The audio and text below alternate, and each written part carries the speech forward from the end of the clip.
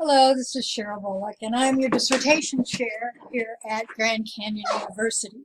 I want to talk to you about the dissertation prospectus, as you are almost certainly hard at work at completing it to either get me a first or a second draft. But I've had a little experience now, and I want to give you some tips to help it go a little faster. The first tip is this is the prospectus template. You should all be familiar with it.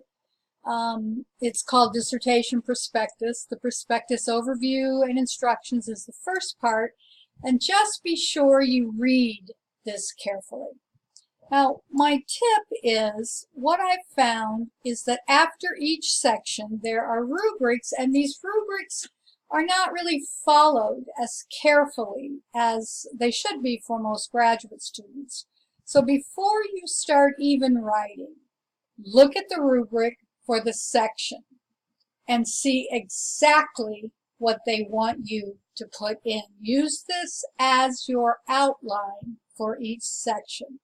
So, for example, section 1, dissertation topic is introduced along with why the subject needed.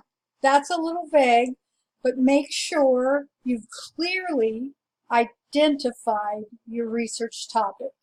Anyone should be able to pick up this document and say, I understand. This is the topic, and then you follow that with some substantiation from the literature on why this study is needed. So, what's important here is that you show it's not just needed at the local level, but also in the literature it's demonstrated that it's needed at a greater level, because a dissertation study is a study that needs to take on an important topic. All right.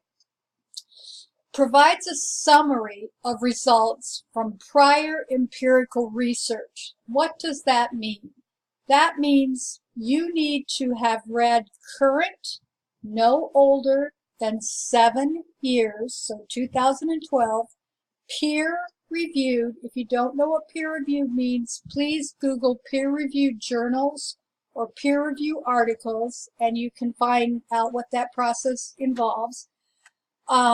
So when you're searching for articles, either in a library or Google Scholar, make sure you're clicking the time limit of no older than 2012, and that you're also clicking the parameter of peer review. So you want a summary of results from what you've read to inform you on this topic. And then using the results from these articles that you've read, talk about societal needs, recommendations for further studies, and or needs identified in 3 to 5 research studies. So there you have a number. Let's go with 5. I'd rather have you put 5 in than 3 to 5, than say 3 to 5, because more in research, more literature is simply better. All right, so you're essentially going to identify a gap. What is a gap? You can start with this sentence. There is a gap in the literature on, and then you complete it, and then you go back and edit and fix it. But that's essentially the premise you need to go with. There is a gap in the literature on, and then move forward with that. All right, so that's the first section, and I may not be able to cover all sections in this video, but we'll have a series of these videos. All right, so the next one, and over here, I also want you to notice that there's a lot of extra information in this template. So what is not a gap? A gap is not defined as research on a topic for which there is no related research in the existing body of literature. And then it tells you, sends you to a resource. But what I'm telling you is, don't write this paper blind. Use this template and follow these rubrics. All right, so the next rubric that you have is called background of the problem. And for the background of the problem, you have a brief. What does brief mean? 1, 2, or 3 sentences. Probably 3. Let's say 3. Introducing, where you have a brief discussion demonstrating how literature has established the gap. You know what I like? I like my graduate students to follow this form. We know that I'm going to use an example just to be concrete. We know that there is an achievement gap between African American and Caucasian high school students. Citation. How do we know that? Because we put the citation, comma.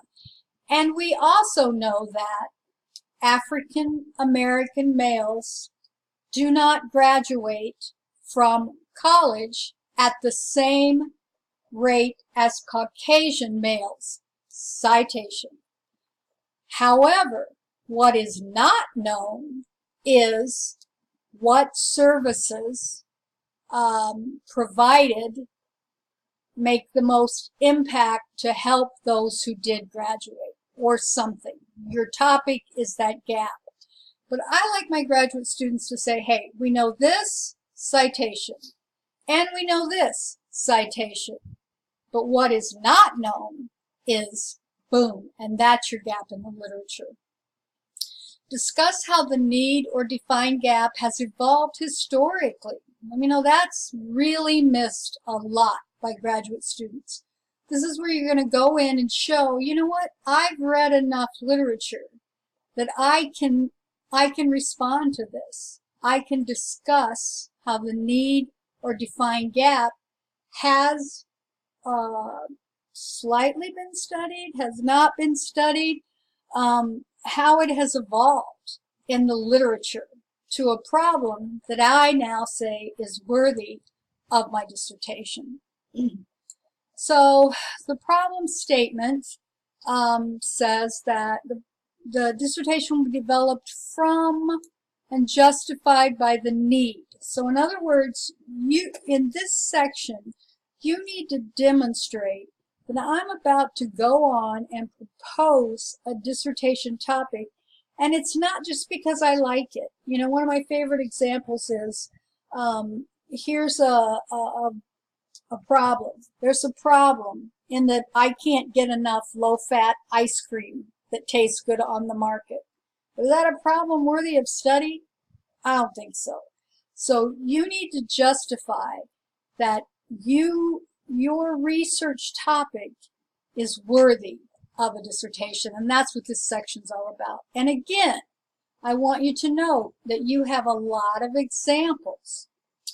All right, so in this brief little video, I took on 3 things.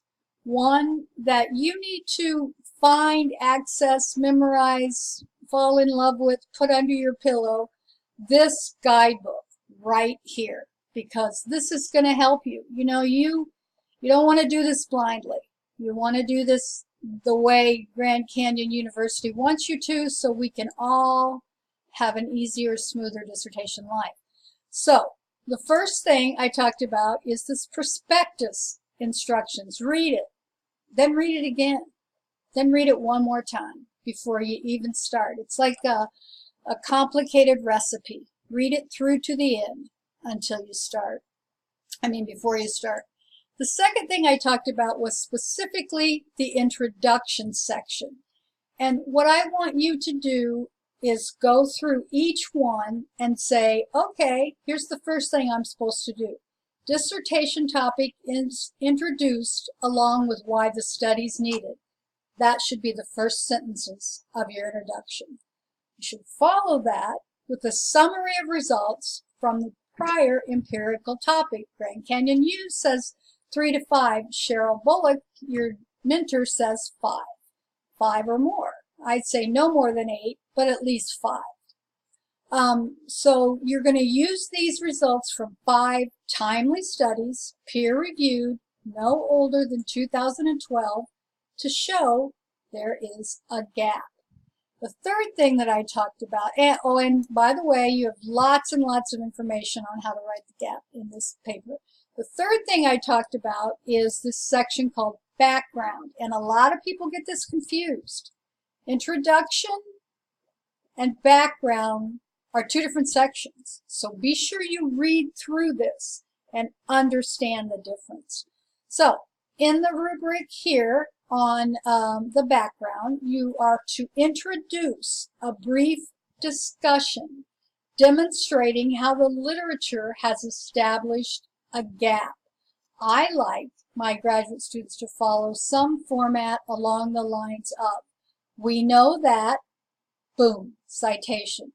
We also know that, boom, citation. What is not known is, and the golden ticket is if you can find a timely peer-reviewed article that says, hey, more study is needed in this area, and that area is your topic. That's not always possible, but if you find it, that's great. So the second part is discuss how the need or defined gap has evolved historically. So this is kind of a nice one because it's easy to do. You can go back, you can talk about, well, you've read enough articles that you can talk about the history of your topic and the history of it remaining a gap in the literature.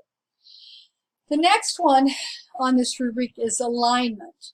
The problem statement must be developed from and justified by the need or gap. So you need to have some of the same words in your problem statement that you have in your gap, in your topic. That's what alignment means. All right, so that's all I'm going to talk about today, but I will be making some more, and thanks.